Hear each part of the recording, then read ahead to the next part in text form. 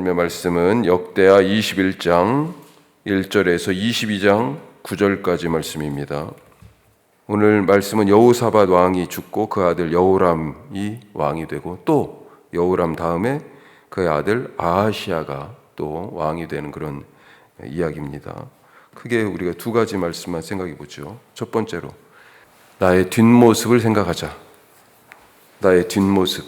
사람들이 매일 거울 앞에 서죠. 너무 양쪽으로 계셔가지고 얼굴 보기가 어렵네. 사람들이 매일 거울 앞에 서서 앞모습을 봅니다. 앞모습은 잘 보죠. 하지만 뒷모습을 챙겨보는 사람은 거의 없을 겁니다. 여성분들은 그래도 이렇게 머리를 이렇게 하시면서 거울로 뒷모습을 보는 경우가 계신지 모르겠어요. 내 뒷모습은 어떨까요? 언젠가 미용실에 가가지고 뒤쪽 저는 이게 머리 끝 이 살에 닿는 쪽 거기 부분을 이렇게 좀 짧게 깎아달라고 그렇게 부탁을 한번 했더니 깎다가 이제 미용사가 손거울을 저한테 주더라고요. 그러면서 자기도 거울을 들고 뒤에 서서 이렇게 저보고 이렇게 손거울 앞에서 보면서 자기가 비춰준 뒷모습이 보이냐고 이제 괜찮냐고 물어보고, 그런데 이게 익숙하지가 않더라고요. 잘 방향 각도를 이렇게 맞춰야 되는데 뒷모습 보기가 쉽지 않습니다. 자, 오늘 말씀 보니까 뒷모습이 쓸쓸한 사람이 하나 나오네요. 20절 말씀, 21장 20절 말씀 보면요, 여호람이 32세에 즉위하고 예루살렘에서 8년 동안 다스리다가 아끼는 자 없이 세상을 떠났으며 무리가 그를 다윗성에 장사하였으나 열왕의 묘실에는 두지 아니하였더라. 그래도 왕이었잖아요. 그의 아버지는 모두에게 존경받는, 하나님에게도 칭찬받았던 여호사밧, 여호사밧의 아들 여호람. 그래도 왕이었고 생전에는요, 그 8년간 왕 노릇하면서 왕이니까 자기 말 한마디가 백성들에게는 법이었잖아요. 삶을 왔다 갔다 하게 하다. 모두가 그 말 한마디에 벌벌 떨던 왕이었는데 그의 죽음을 아까워하는 사람이 하나도 없다. 지금 그렇게 말합니다. 뒷모습이 이렇게 처량할까요? 더군다나 또 죽어서 다윗성에 장사는 했지만 결정적으로 열왕의 묘실에는 들어가지 못했다. 자격 미달이라고 지금 후세들이 판단한 겁니다. 왜 이렇게 불쌍한 인생이 되었나? 여호람 생전에 어떤 일을 했습니까? 아버지 여호사밧이 여러 자식들이 있었는데 다른 자녀들에게는 은금과 보물과 견고한 성읍을 나눠줬다. 그래서 잘 살 수 있도록 터전을 마련해주고, 여호람은 장자이므로 뭘 줬어요? 왕위를 줬어요. 왕. 나라 전체를 준 거죠. 자, 그런데 처음에는 힘이 좀 약했던 것 같아. 누구나 다 그렇죠. 왕이 바로 딱 됐을 때 자기의 세력을 다지는 기간이 있죠. 자, 어느 정도 자기가 세력을 얻고 나니까 어떻습니까? 다른 형제들을 모두 다 죽였습니다. 아마도 신하들 몇을 또 죽였는데 아버지의 충신이 아니었을까 싶어요. 그런, 이제는 자기가 장악하기 위하여 걸림돌이 되거나 잠재적인 부정적인 요소가 될 수 있을 사람들을 다 죽여버렸어요. 그렇게 악한 길을 가기 시작했습니다. 자, 11절에 보니까 그래서 거기에 더해가지고 또 무슨 일을 벌여요? 여호람이 또 유다 여러 산에 산당을 세워 예루살렘 주민으로 음행하게 하고 또 유다를 미혹하게 하였으므로 아버지 여호사밧이 철폐했던 산당들을 다시 지었습니다. 원상복구했어요. 자, 하나님이 이걸 보시고 분노를 쏟으시는 거죠. 그래서 엘리야를 통해서 이 여호람에게 말씀하십니다. 편지를 보냈죠. 글을 써서. 이걸 읽다가도 이게 지금 구약이 기록된 거잖아요. 예. 엘리야가 글을 써서 보냈다고도 돼 있고, 나중에 히스기야도 편지를 받고 이런 얘기들, 그때 당시에 이런 문자가 있어서 그런 생각을 다시 또 잠깐 하게 되더라고요. 하여튼 자, 직접 만난 건 아니고요. 편지를 보냅니다. 하나님의 분노가 어떤 거예요? 권력을 남용한 무자비한 살인에 대해서, 또 우상 숭배에 대해 책망하십니다. 그러면서 뭐라고 말씀하세요? 여호사밧이나 또 그 위에 아사왕 같이 우상 숭배를 철폐한 유다 왕들의 길로 가지 아니하고 아합과 같은 이스라엘 왕들의 길로 가고 있다. 그러면서 우상 숭배를 강력하게 규탄하셨어요. 그리고 심판을 예고하십니다. 그 심판의 결과가 어때요? 나라의 영토가 점점 줄어드는 거죠. 자기의 세력이 약화되는 겁니다. 에돔과 림나가 배반했다라고 되어 있습니다. 열왕기에 보면 에돔에 섭정왕이 있었다 이렇게 되어 있습니다. 섭정왕, 이게 뭐예요?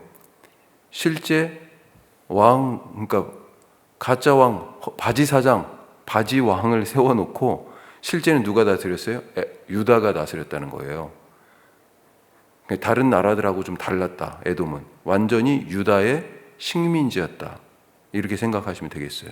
그런데 왕을 세웠다는 얘기를 들은 거예요. 그러니까 여호람이 오호 이놈 봐라 이제 지금 그런 거죠. 그런데 가가지고 이기지를 못해요. 그래서 배반해서 오늘까지 이르렀다. 이 역대기를 쓴 때가 언제라고요? 포로기 이후. 그렇죠? 맨 처음에 역대기 하면서 얘기했잖아요. 지금 우리가 모든 것을 다 그 관점에서 읽어야 됩니다. 사실은 지금 설교하면서 요즘은 많이 강조하지 않았지만 왜 이런 관점으로 같은 이야기를 열왕기와 다르게 역대기에 유다 왕들 중심으로 써놨는가? 성전 재건, 신앙으로 공동체를 재건해야 하는 귀환한 포로들의 사명 때문에 그런 거예요. 그게 중요했잖아요. 그 사람들에게는 우상 숭배하면 안 된다. 이런 일을 하면 안 된다. 성전 무너진다. 우리 공동체 깨진다. 그런 지금 관점에서 이런 얘기를 하고 있는 겁니다. 자, 그래서 세력권이 약해져요. 에돔과 림나가 배반했고요. 또 블레셋이나 아라비아가 침략을 했습니다. 왕궁의 모든 것을 막 싹 다 긁어가요. 아들들과 아내들도 잡아갔다 그렇게 돼 있습니다. 그리고 아라비아가 침입했을 때는 누구만 살아남았어요? 막내 아들 아하시아. 이 아하시아가 오늘 지금 21장, 22장에서 이름이 세 가지로 나옵니다. 아하시아도 나오고 여호아하스도 나오고 아사랴도 나오고 같은 사람이에요 지금. 하여튼 아하시아만 남았습니다. 자, 그리고 이런 상황이 이렇게 되니까 여호람이 아니 자기가 뭘 하고 싶어도 지금 안 되는 거잖아요. 분통이 터졌던 것 같아요. 자식들 아내들도 다 잃었잖아요. 분통이 터졌던 것 같아요. 여호와 하나님이 경고하신 엘리야를 통해서 경고하신 대로 창자의 병이 들었고 나중에 창자가 터져 나왔다 이렇게 돼 있습니다. 그러니까 2년 동안 병을 앓으면서 염증이 막 확산되고 결국은 그게 속에 있는 게 장기가 흘러나올 정도로 그런 중병에 빠져들었고 결국 죽었습니다. 그렇게 누가 이 사람의 뒷모습을 이렇게 불쌍하게 만들었습니까? 바로 여호람 자기 자신이에요. 우리가 앞모습은 신경 써요. 하지만 뒷모습은 신경 안 씁니다. 많은 경우가 내가 안 보인다고.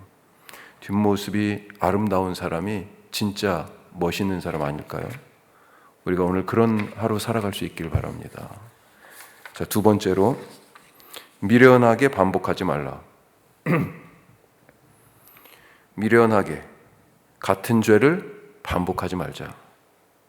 어릴 적에 제가 이제 시골에서 자랐으니까 큰 길 말고도 이렇게 막 길을 가면 가로질러 가는 그런 길들. 저희 집 바로 옆쪽에 공터는 아니에요. 그렇죠. 근데 이제 나무는 없는데 풀숲이에요, 풀숲. 그리고 거기를 이렇게 가로질러 가는 길이 이렇게 조그맣게 나 있어요. 사람들이 항상 거기로 다니니까 크지는 않습니다. 진짜 딱 걸어갈 정도의 그런 풀숲 사이에 길이 나 있어요. 근데 갑자기 그 길 거기로 막 가다가 콱 뭐에 걸려요. 걸려가지고 넘어져. 누군가 장난으로 이렇게 풀을 양쪽에서 묶어놨어요. 아주 올무처럼 이렇게 해놔가지고 장난해 놓은 거죠. 거기에 발이 걸린 겁니다. 사실은 저도 해놓고 동네 애들이 다 거기다 그렇게 장난쳐 놓죠. 학교에서 오다가 먼저 가는 애들이 거기 그 풀을 딱 묶어놓으면 뒤에 막 얘기하면서 뭣도 모르고 오다가 그거에 탁 걸려가지고 막 넘어지기도 하고 서로 깔깔거리고 웃고, 심지어 더 장난이 심해가지고 함정도 파놨습니다. 발이 빠지게 그 위에 나뭇가지로 덮어놓고 아무것도 아닌 것처럼. 자, 그런데 거기 자리가, 그 길이 그렇게 장난치는 자리인 줄 알아야 다.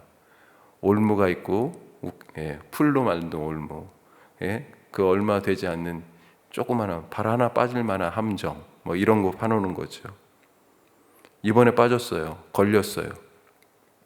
다음번에는요, 그 자리 지나가면서 조심하죠. 또 걸릴까? 만약에 다음번에 방금 전에 당했는데 또다시 방금 1시간 후에 또 거기를 가면서 똑같이 당했다. 얼마나 미련합니까? 아하시아는 여호람의 아들로 왕이 됐습니다. 자, 그런데 외적의 침입에서 혼자 살아남았죠. 그렇게 왕이 되었어요. 그런데 그가 조상들의 실수를 반복합니다. 자,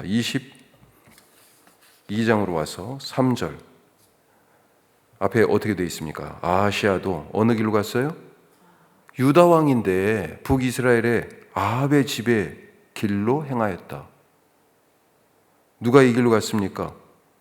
바로 아버지 여호람이. 어떻게 죽었어요? 뒷모습이 그렇게 쓸쓸하게 죽었잖아요. 자, 이것뿐만은 아닙니다. 아까 여호사밧이나 아하사왕, 그래도 칭찬받는 왕들이었는데 나름대로 여호사밧은 더 그렇죠. 그런데 실수도 있었잖아요. 그 실수, 할아버지 여호사밧의 그 실수를 또 답습하네요. 다른 거 본받아야 되는데 꼭 실수를 닮아. 여호사밧이 아합하고 잘 지내려고 하는 마음이 있었지 않았습니까? 당신이나 나나 하나고, 당신 군대나 당신 백성이나 내 백성이나 하나예요.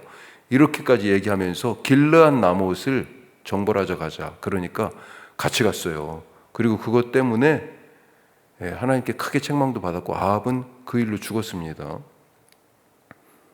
자, 그런데 오늘 아하시아도 똑같이 그런 일을 반복하고 있는 것입니다. 길르앗 나못 원정길에 북왕국 왕 요람하고 같이 갑니다. 싸움에서도 졌어요, 이번에. 그리고 아합의 집에 심판자로 세우신 예후의 손에 이 아하시아도 죽습니다. 왜 죽어요? 북왕국 왕 요람이 그 전쟁에서 다쳤잖아요.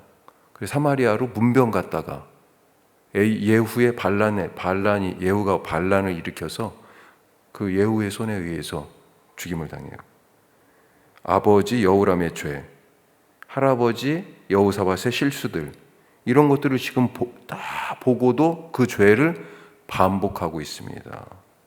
또 걸려 넘어졌어요. 얼마나 미련합니까? 오늘 우리의 하루는 그런 반복이 없길 바랍니다. 죄도 짓고 실수할 수 있어요. 우리가 연약하니까. 그런데 한 번 한 것은 가능하면 다시 또 그 올무에, 다시 그 함정에 빠지지 않는, 미련하지 않고 오늘 지혜로운 하루 되시기를 바라고 축복합니다. 기도하겠습니다. 오늘 두 가지 말씀 나눕시다. 나의 뒷모습은 어떠한가? 여호람의 뒷모습 어땠어요? 우리가 앞에 보이는 데는 잘 관심을 갖는데 정말 나중에 하나님께도 인정받고 사람들도 아쉬워하는 그런 삶을 살게 하여 주옵소서. 우리 기도하시고 같은 죄를 반복하는 미련한 짓을 하지 말자. 우리 아하시아의 모습을 보면서 어떻게 아버지 여호람이 심판을 받았는지, 여호사밧 할아버지가 참 좋은 왕이었지만 어떤 실수가 있었는지 다 배웠을 거 아니에요. 다 봤죠. 반복하지 말자고요.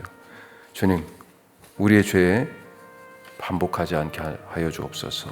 우리 기도하시고 내일 거룩한 주일 성찬식 기도가 있습니다. 종교개혁 기념주일이고요. 하나님 함께 하여 주셔서 주의 은혜가 가득하고 하나님을 향한 열망으로 주 앞에 오게 하옵소서. 우리 다 같이 기도하겠습니다.